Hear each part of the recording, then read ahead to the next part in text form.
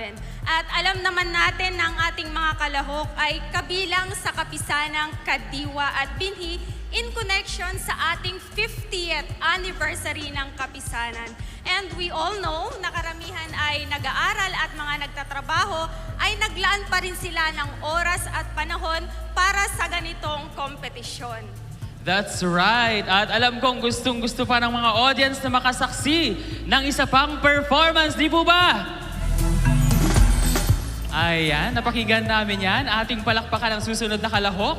Walang iba kundi ang distrito ng Ilocos Sur!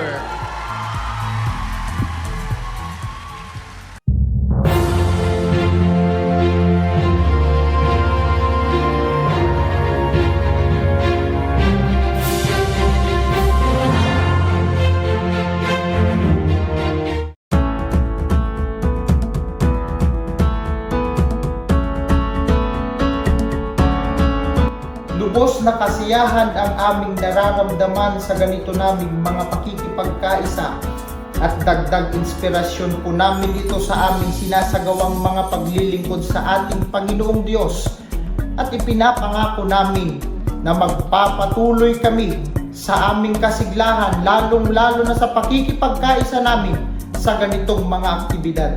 Kaya lubos ang aming pagpapasalamat sa ating tagapamahalang pangkalahatan, ang kapatid na Eduardo V. Manalo at sa kapatid na Angelo Eranio Manalo, tagapag-ugnay ng mga kapisanang pansambahayan sa ganitong mga aktibidad pangkasiglahan sa loob ng banal na iglesia.